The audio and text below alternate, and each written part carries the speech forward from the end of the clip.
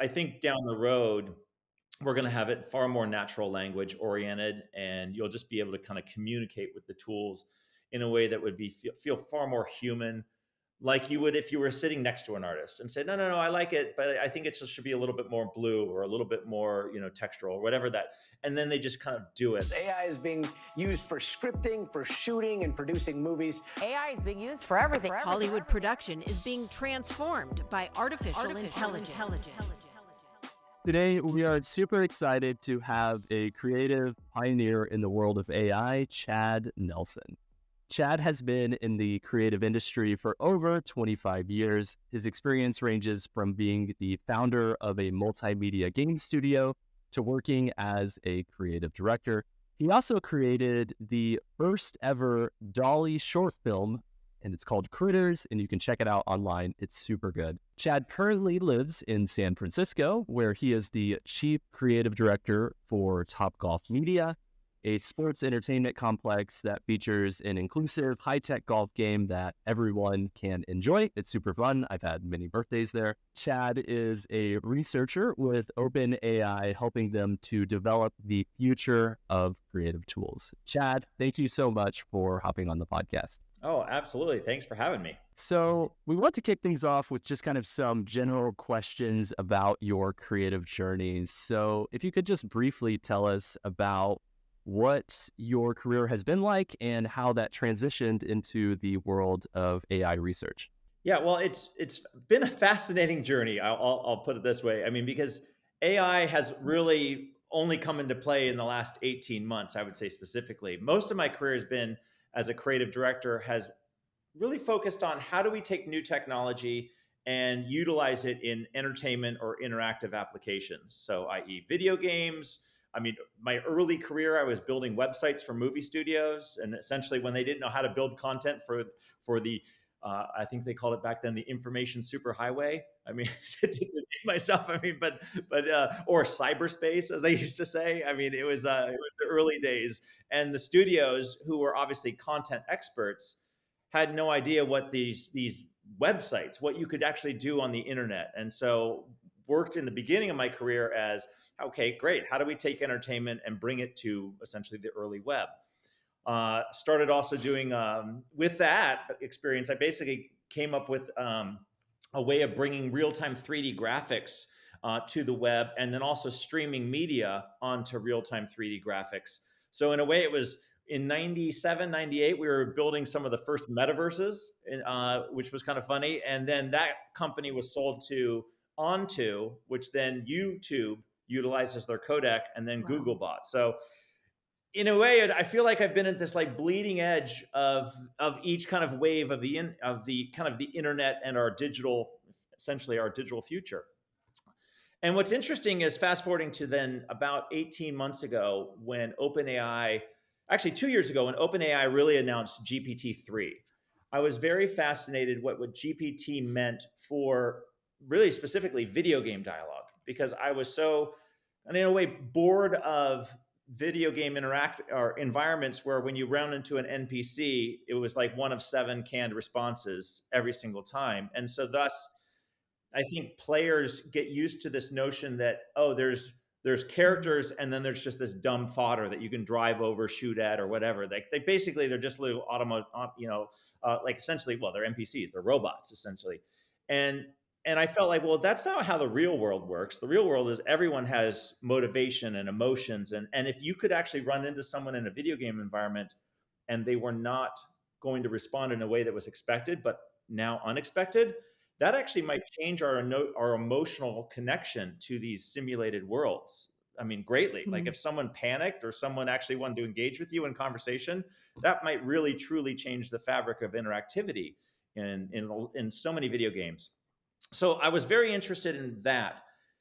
And that's how I kind of got introduced to OpenAI. However, it wasn't until Dall E, when they dropped that in April of 22, or last year essentially, where I had never had any real contact with Open prior, but I basically saw that was a closed release, and they were doing closed beta. And I wrote them saying, hey, I would love to play with these tools, because in the world of IP development, if I'm a Disney or if I'm Marvel or Star Wars, and I want to build a world and build IP, these tools seem to me, again, just from looking at it from the outside in, seem to be something fundamental for how we go out and create content and how we innovate and build IP.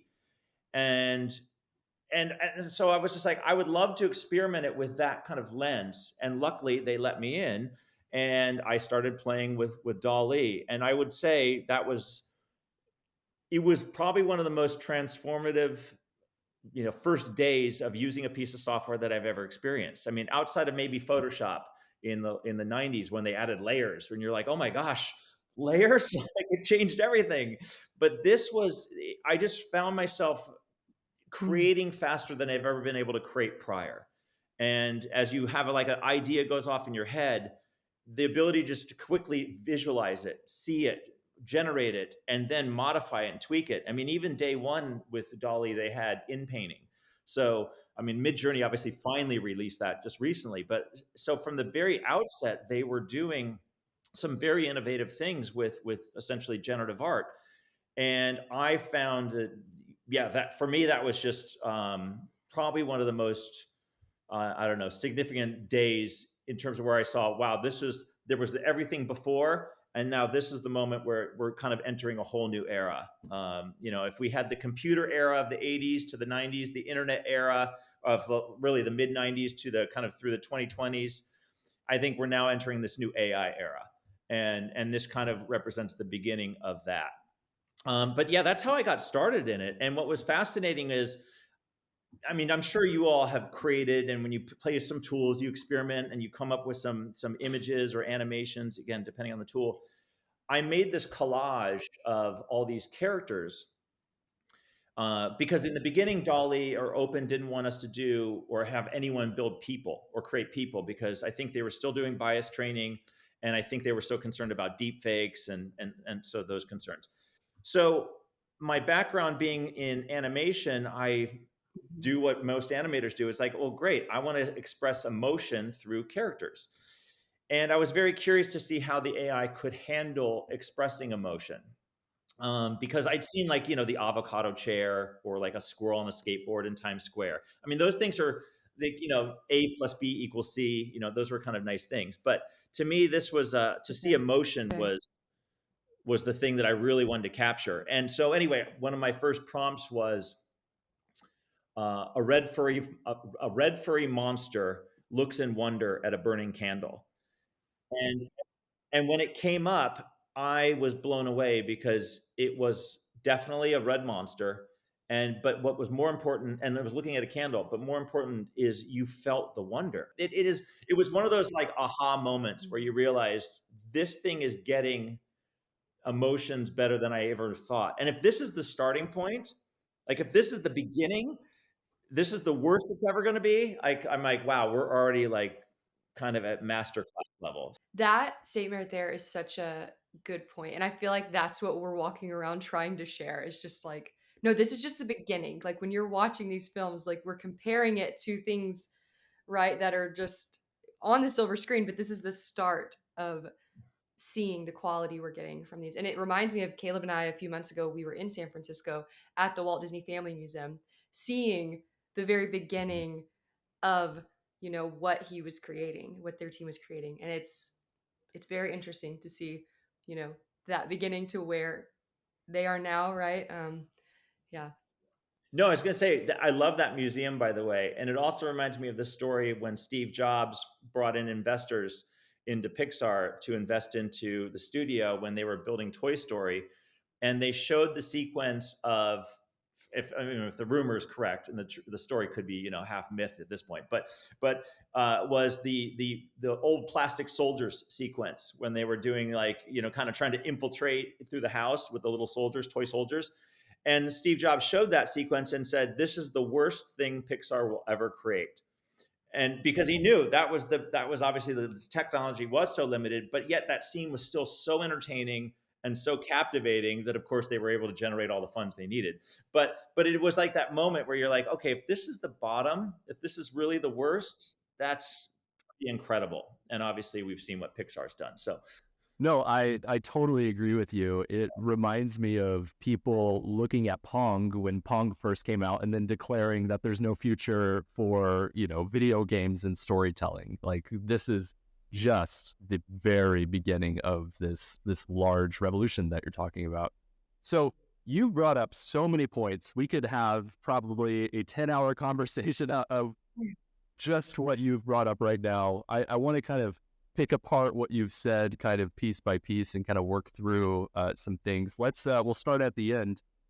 You were talking about working with OpenAI, with Dall E, and this kind of new experience where you're directing not necessarily the specific visuals in the sense of how you might communicate to a robot at this point. Like we're used to working in Midjourney where, you want to see something specific, you need to really dial in your prompt. But you're actually using language that humans use to communicate with robots: wonder, excitement, optimism, joy, these things that, don't necessarily have a specific visual, but rather kind of larger motifs. And so I'm curious with creatives and how we interface with these tools going forward, how will this new language and this new way in which we approach these tools be different from the creative tools that we've used up to this point? I think there's a couple ways to answer this, but first I would say in the beginning days, we were thinking about prompting as some sort of almost, I'll call it primitive code. The different engines, Midjourney, Dall E, they had a certain way of communicating with it. I mean, the joke on Midjourney was how many times you used to see comma Unreal, comma 8K, comma or hyperreal, and have all these little terms that you'd throw in. I know you even put some in your current tools for say Pika, you got to put these negative prompts in, and so there's always this nuance of how to work with the code to kind of get the best results or at least some consistency. I think that's the phase that we're in right now, where there's still just a little bit of kind of clunky Scotch tape and if you will, just where we're kind of kit carring it. I think that's going to slowly start to fade, where GPT, for example, is getting so advanced that the ability to just express things in kind of just broad, nuanced kind of expressions, and then the system will start to underline and put in kind of all those support details. I think that's just going to happen so that we're going to become far more accessible and every day, if you will, in terms of just, I mean, my mom would never think, oh, let me go make some Dall E art. I mean, she can obviously, but she'll never feel like she could master it right now, again, to paste or Midjourney, ever. But I think down the road, we're going to have it far more natural language oriented, and you'll just be able to kind of communicate with the tools in a way that would feel far more human, like you would if you were sitting next to an artist and said, no, I like it, but I think it just should be a little bit more blue or a little bit more, textural or whatever that. And then they just kind of do it. I feel like that's where we're going. And thus, because of that, these tools will get far more mainstream and less kind of nuance or specific to kind of this art,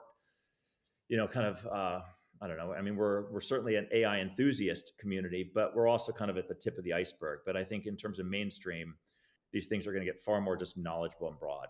Right. And I'm really curious about how that translates into kind of some of the innovations that OpenAI specifically has been pushing regarding this more multimodal conversational experience with the tools, whereas, some of the other creative tools, they serve a specific task and you kind of have to plug in the tool at the specific part of the creative pipeline in which it serves. Whereas it feels like with OpenAI, a lot of the innovation is almost using it, to your point, like a literal creative assistant that is highly skilled and highly capable of doing all sorts of different tasks. And so I'm curious if you could speak to some of the current innovations and some of the current announcements, like the ones that we've seen with OpenAI integrating Dall E with ChatGPT, with Data Analyzer, and how you see that potentially affecting creativity and experiences for creative folks. I think the biggest difference is every tool that we've had to date is almost like a one-off of like a single piece of art. I open Photoshop, I open up a canvas, and that is, it's aware of that particular space with all the layers and all the details, but it has no awareness of what it is in relation to, say, the 5 others that you created before it or will create after it. Same with Midjourney and most of the other tools.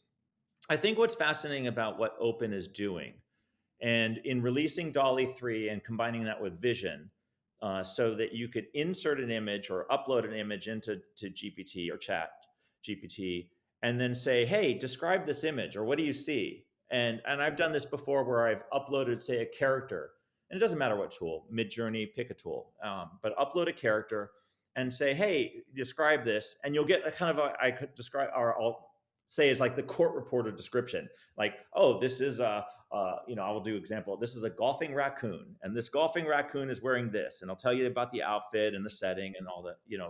Like I said, it's a court reporter description. But then if you say, "Okay, but tell me the backstory of this golfing raccoon. What's its name? Where did it come from? Who are its siblings?" And then all of a sudden, GPT can start unveiling this, if you will, opening up the onion to now contextual information and character and history. And then you can say, "Okay, well, where does he live? Show me what his house might look like, or what are his favorite other outfits?" And then you can all of a sudden start having a dialogue with GPT and visualize at the same time. And it has memory and it has context.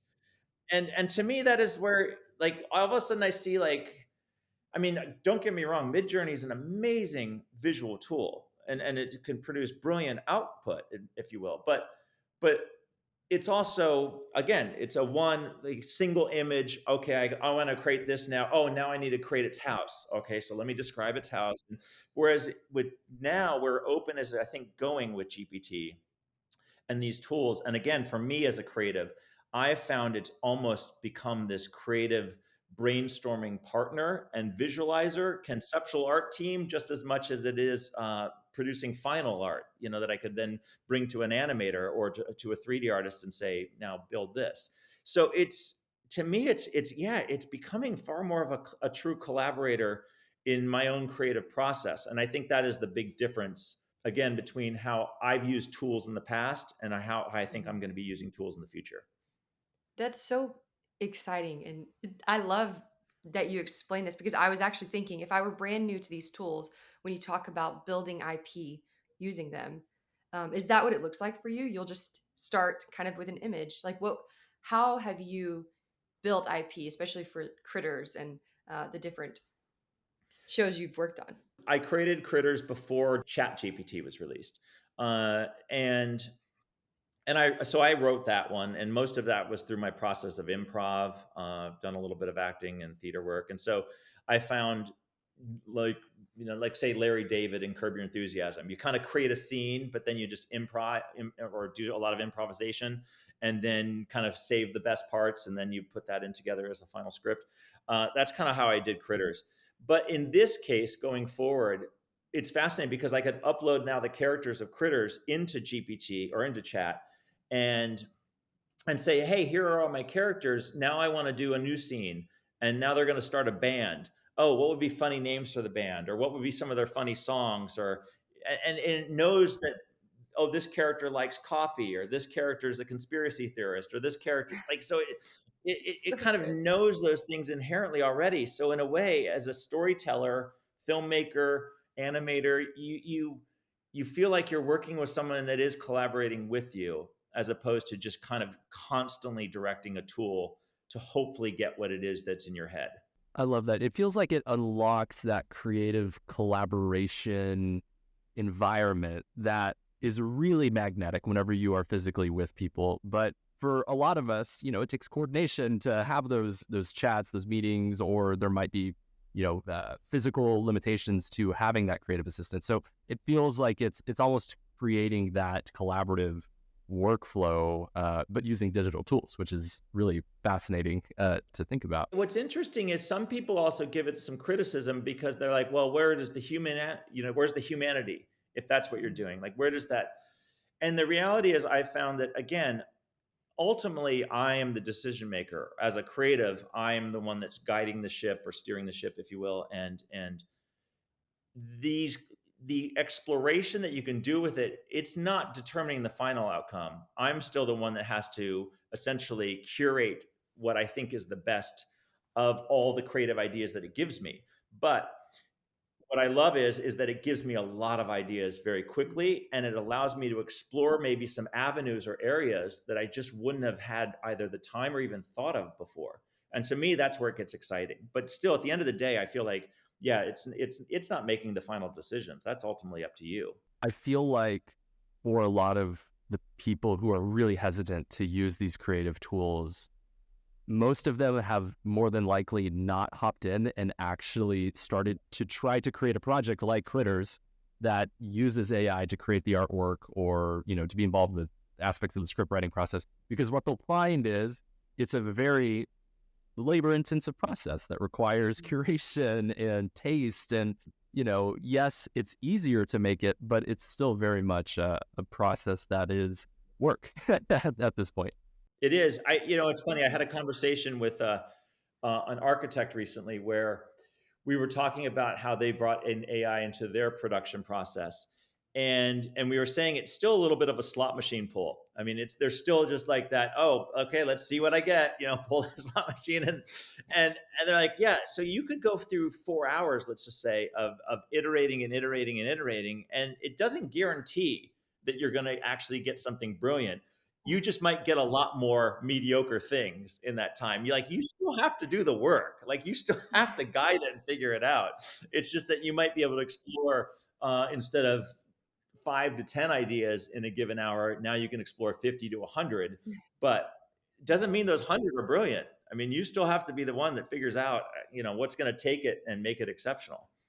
Yeah, it's so funny. I was prompting for movement last night and I was like, I feel like just hand animation would take less time on some of these because, they just start breaking down and falling apart. And it's just so iterative to get what you're looking for. But we're at the beginning, Yeah. right? So, Yeah, I'm sure both of you can relate to that feeling of Runway or Pika where you're just, okay, maybe this is the one. maybe this one, it'll get the walk sequence right. Like, I just need one. Well, it's funny too, because it'll be like really bad, really bad, really bad. And then you'll get one and you're like, this is brilliant. Like, this is beautiful. Yeah. And it's the same prompt. It just randomly just happened to give you something amazing. Like I said, it's the slot machine of, where I we're love at. the visual. I have one glass of champagne. I'm trying to get the champagne flowing into the glass, and it's like the stem is wiggling and it's like for some reason the liquid is down here at the stem now, and I'm like, I don't know, but it's very entertaining to get those results. Yeah, I actually that's one of the complaints that I've heard about, say, even Midjourney or even Dall E 3 and some of the other ones, is like those early, just wacky things that the AI would sometimes do. Like, as we're getting closer to perfection, some of those things are just going away. And yeah, we'll kind of go back and look back at that time and we're like, oh, I miss those days. But like the hands that were all like, It reminds me of working with like a creative assistant, and like, let's say you're working on a visual effects project and you're like, hey, can you animate this scene? And usually they're going to give you something that's like pretty good in return, right? But like these tools now, it's either they're going to give you something that just absolutely sucks and it's just the weirdest thing, or they give you something that's like far beyond your expectations. It's like the extremes are just really large, it seems like, with using these tools. So I want to transition us a bit, because I think that a point you hit on earlier, Chad, is really applicable to everyone listening to this podcast. You're talking about how your entire career, essentially, you've been on the bleeding edge of technological innovation, and it's called the bleeding edge because it sometimes is a little painful to be there. But I feel like what has happened, though, with AI tools and how accessible companies like OpenAI and Midjourney and all of the AI tools that are being used for artwork, they've made these tools, accessible to everyday people, not high-end visual effects artists or software developers. And I feel like there's this prevailing sense in the world that, oh my gosh, I need to catch up. I need to see what the heck is happening with artificial intelligence and, what is this going to do to my job or to the way in which I approach my craft. And I think a lot of people might be experiencing some of the things that you might have experienced throughout your entire career, working on a technological project, that there's a good chance that in a couple of years, all these new companies may come out and, completely change the way in which you would have approached the tech and things like that. So as someone who has a ton of experience with the evolving landscape of your creative projects, like, have you found any ways in which you can cope with those realities? Any whether it's habits or just thought processes that can help people who are kind of new to the world of creative disruption? Well, yeah, it's interesting. I joked early in my career, I was working on a project and they were funded by Microsoft. And at that point, Microsoft was building, I believe it was the beginning of Windows 90, what was it? Windows ME, I think. So it was the turn of the century one after Windows 95. And I went up and just saw their team, and they had basically, thousands of people working on this thing. And I was realizing, I was like, wow, this is a crazy thing that there's so many people working on this. It's actually more human labor than what built the Golden Gate Bridge, for example. But in 5 years, maybe no one will ever use this piece of software ever again. And that's what's happened. Like Windows ME, yeah, despite the thousands of people and the thousands of hours, probably if you collectively add it all up, millions of hours of combined work to build these operating systems, and then know in 5 years this might never be used again, or it's just going to be fading from existence. To me, that all of a sudden created this notion of like, wow, a digital career is so temporary. I mean, it's just the temporal nature of it is just, if you try to latch onto I got to leave a permanency or leave some sort of legacy, in this world, I don't know. You're going to all of a sudden find yourself a little frustrated. Now, the only difference is, though, with content or with IP, like if you can tell a story that somehow is timeless, or as you mentioned, Pong, although Pong might not be the greatest game of all time in terms of like, oh, wow, you go back, but it is a timeless game. And certainly someone could go back with nostalgia and play it and say to themselves, wow, this was the beginning. There's value in that. And so to me, I feel like whatever you do create, there is experimentation, and there is like the sake of just for learning. And there's also the sake of just doing something because, hey, look, it's going to pay the bills. It's going to, hey, it'll get my kid through school, or keep the house over my head. Those are the things that, yeah, that might keep you going. But honestly, a lot of that's just, again, be temporary. And you have to just realize that these things are going to come and go. But if you can find those projects, either through yourself or through your own passions, or through maybe, and if you're lucky enough, through your profession, that can have those moments where they might be able to impact, if you will, the history or the society or even our if you will, our digital landscape, to be something that could endure beyond just that moment. To me, that is the rare kind of, that is like, if you can find that, then just go for it, just run at it, because you probably only get a couple of those moments in life. And it's really easy to get a job and to kind of get stuck, if you will, in that day-to-day, month-to-month, and year-to-year. But some of those moments, when they do arrive, I feel like take at least a moment in your career and go for it, because you might not get very many of those opportunities. So for me, just to go, like, I knew I had, when I saw these tools and I thought, wow, I could make a short film with Dall E. I was like, I think I just need to do this, because I mean, not only can I do it, but I'm like, it might be the first. And if it was the first, that's cool. But more so, it's like, I just wanted to do something and show what a moment in time of what these tools can do right now. And if, you know what, if it lasts, then awesome. But if at least if it's just an example, and if it's helping to inspire someone, that's even better. But to me, again, it goes back to, if you can find those passionate things that you think can live on, I mean, yeah, just take a moment and go for it. I love that. And it feels like, from what you're saying, that story ultimately is king when it comes to creating these lasting projects. And I think that for me, whenever I watch Critterz, it's interesting because, to your point, the tech is kind of where it was at this point about a year ago. And yet it's still much more captivating than a lot of the AI projects I see today, which can, be in a sci-fi world with almost photorealism, with these crazy over-the-top things. And I feel like it really speaks to the importance of everyone to really get good at storytelling and communicating information and character development and all of these core things that have been around before computers were even a thing. And so I think that is a really good area for our audience to really focus on, in addition to learning the tools and experimenting and all of that fun stuff. Yeah, I mean, I think that's the beauty of these AI tools, is that you don't need, a team of 50 or 500. I mean, if you have the ability to just take a few hours every night, I mean, again, it's commitment, but if you have that ability to go for it and tell that story that's been in your head, or that animated film or whatever it might be, these tools, the barriers are going away. So to me, it's like, they used to be like, oh, if I only had the time, I'd write my great American novel.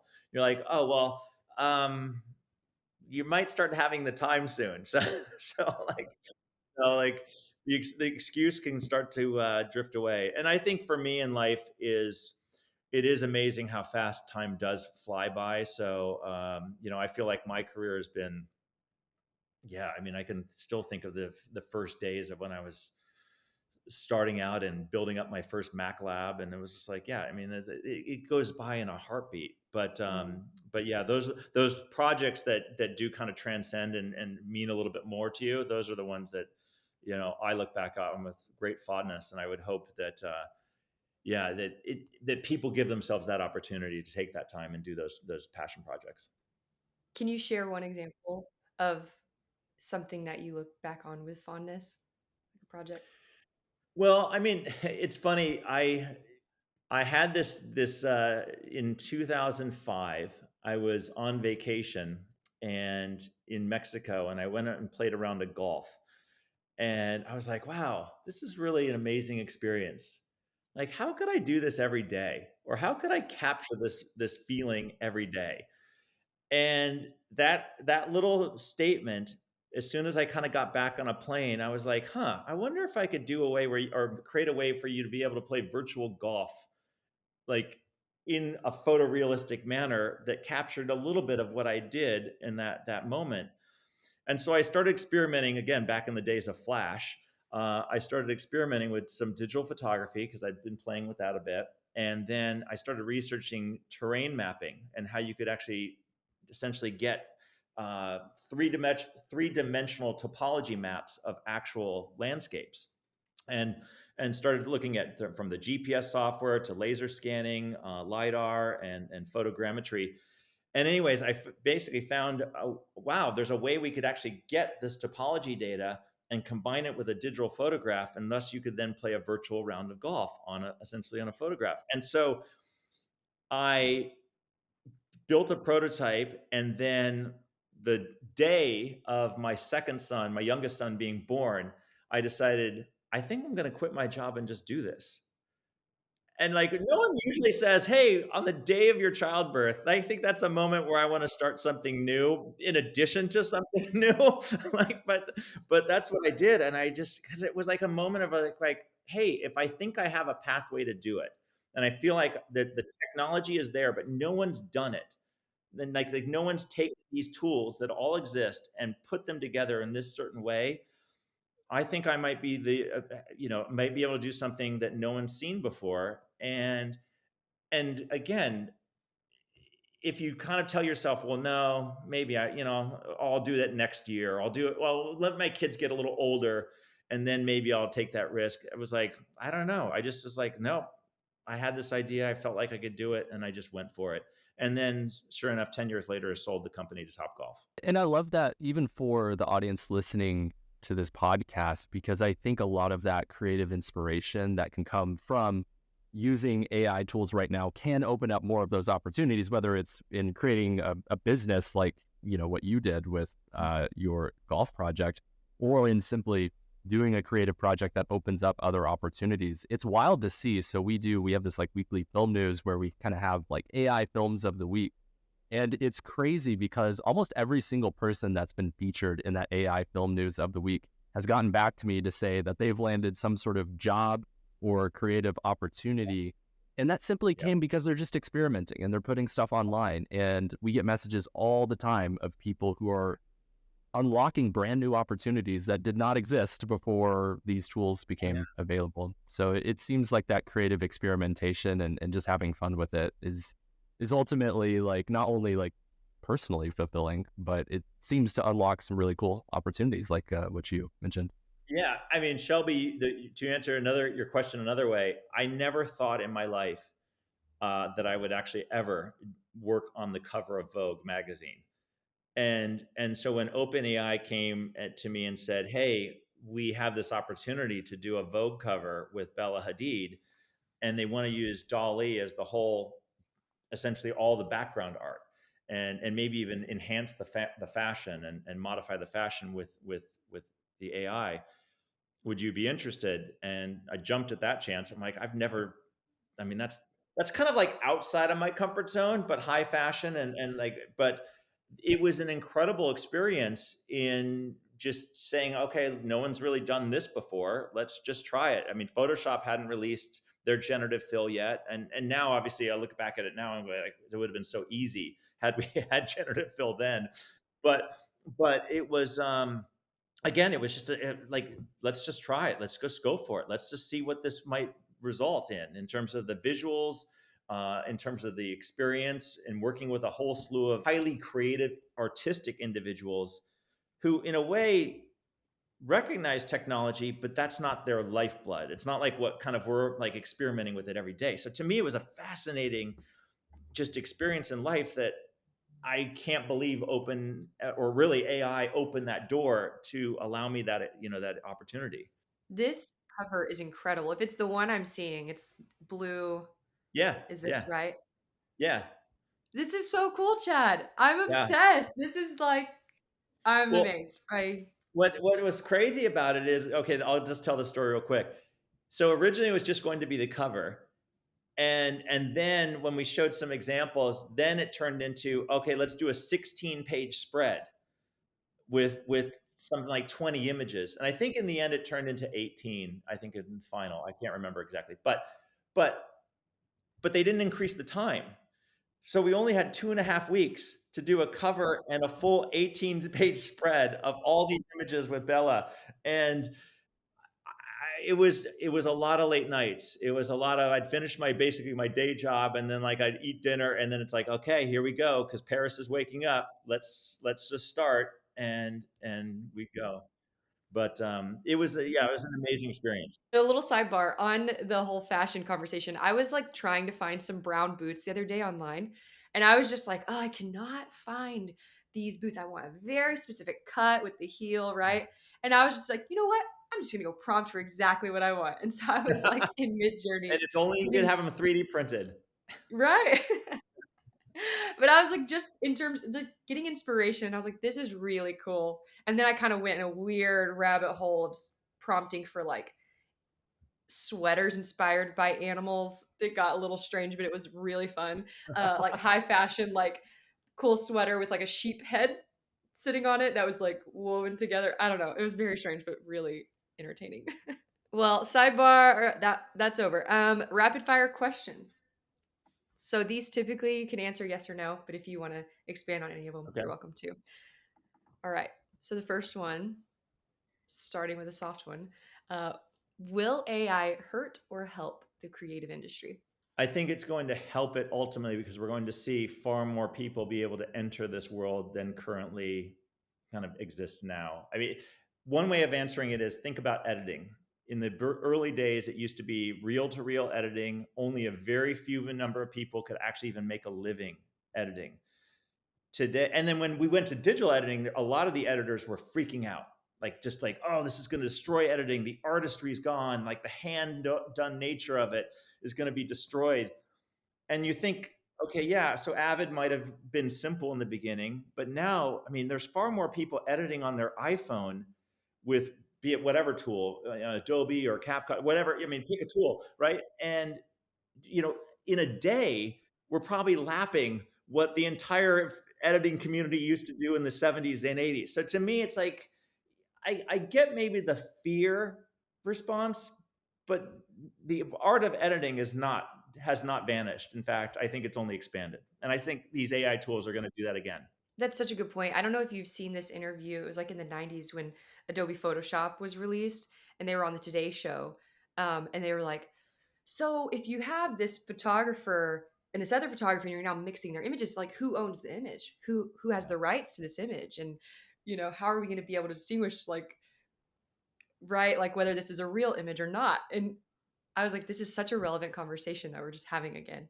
Oh yeah, yeah, yeah. We can dive into a whole discussion about the legalities going forward, but Yeah, we'll save that one. That's. another day. I've been very. I'll just put it this way. I'm in the process of exploring how we can copyright Critterz, and that is opening up a very interesting Pandora's box of what U.S. copyright law, where the AI currently exists, kind of what you have to document. Like just there's a lot of layers to it. And again, we could dive into that at some point, but that to me is a fascinating case study that I'm kind of working through right now.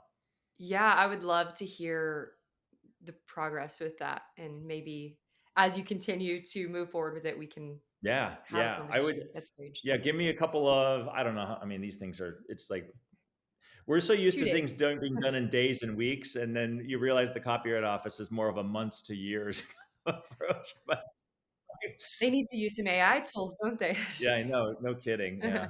Do you think all creatives need to learn to utilize AI tools? I think it would be wise to do so. However, I raise that with the caveat that I do not want to see society or artists become too reliant on AI. They need to figure out, discover, and if you will, hone their own creative eye. What is their Yeah. artistic, unique, vision that they're bringing to this world? And that only happens by going out and either creating through traditional mediums, for example, or just going to a different country, going into seeing museums, walking through ancient Roman temples or Colosseum. Like those things, those experiences are what actually allow you to have that richness to say, well, what is it that I want to create utilizing AI? But without that, if you don't have that wealth of at least some experience, wherever it is you are in the world, if you can't hone that, you're just going to then be a product of what the AI is able to deliver. And don't get me wrong, maybe someone could be very innovative and you could find that gem in the rough, if you will. But I just find that I believe that people still have to go out and figure out their own creative voice. And that can't just be just done through just relying on kind of just generic prompt responses. Okay. Are you any good at golf? No, I mean, okay, I'm okay. I would never say I'm going to go out and win a tournament, but I can hold my own. I love that. I have left many holes in the ground while golfing. What is one piece of advice you could give to help somebody excel in their AI work? One piece of advice to help someone excel. Can I give two? Sure. No, I mean, the first is the problem with AI is we can just constantly tweak forever. So I feel like you still have to create a sandbox for yourself. Give yourself some sort of definition of be it time or like what are the guardrails? Like I can't spend forever on this. So put some sort of limitation on it so it kind of forces you to make some quick decisions. Otherwise, you can kind of just end up in this creative fog forever. Yeah. And I find that we don't necessarily have writer's block like we used to with these AI tools, where it's like that staring at the blank page and I'm like, shoot, I don't know what to create. More so now it's like I can create anything. So wait, how do I actually kind of, it's like, how do I find my own ground or my own footing in this sea of infinity or infinite possibilities? Like, and I find that time boxing is a big help for me personally, because it's just like, okay, I'm going to like, let's say if it's a personal project, I'm going to give myself 3 nights to work on this. And after that, I have to be done. I cannot keep working on this forever. And so because of that, it forces me to be disciplined about my decision-making process to at least drive to some sort of completion. And that's where I find I don't know, it's very helpful in life. Otherwise, you can just end up working on these things forever. And look, life balance to me is pretty. I try to say we can be creatives, but if we're literally that's all we're doing is sitting at a laptop or your desktop and just constantly doing Yep. this and nothing else, that means you're also not living. And Yeah. and the way we get experiences is by living, not by sitting in front of a computer 24/7. So that That's helps so me a lot. that's so good. Caleb and I have been talking a lot lately about specifically putting on our calendars creative sandbox time. So I love that you even called it that, just to play and experiment and explore these tools. Yeah, definitely need more of it. The other thing I was going to say is, um, I also like, because of AI, it allows for this, but take a risk that, like, go down some unexpected path that you would have never have done before. Like, try the opposite. It's like you never know where creatively you might kind of go with it. It could literally just be a total dead end and just a waste of time. But to me, again, it's not really a waste of time because you explored something and Yeah, I would find in life, you probably are going to get something out of it that you didn't expect before. And so to me, yeah, that is just a good practice, that in that sandbox of time, take a little bit of a creative journey, if you will, and push yourself in a way that you weren't, like, your gut isn't constantly just pushing you in like direction A. Try the direction B, once or twice. Chad, how can people see more of your work? I am not an influencer. I'm not trying to be an influencer. I'm not trying to build. I mean, as much as I admire what you're all doing, I do this for fun, and if some people find it, then great. But my Instagram is Dall E, and Dall E obviously is spelled DALL.E. So and then for Critterz, if you want to watch Critterz, that's just Critterz with a Z.TV. Fantastic. Well, Chad, thank you so much for hopping on the podcast. The insight was very helpful. I'm really curious to see all of the new innovations from OpenAI, and we may have to have you back on to talk I through love it. some of these new things. Love it. Thanks And so much. I Great to need chat with you all, and But let's do it again. absolutely. absolutely. And let's maybe next time at a Topgolf. Why not? Yeah, I mean, there is one in Los Angeles, Why have we not gone, Caleb? We need to do this.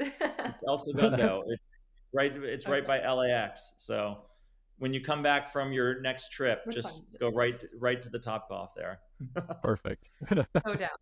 Love that. All right. Thank you so Awesome. much.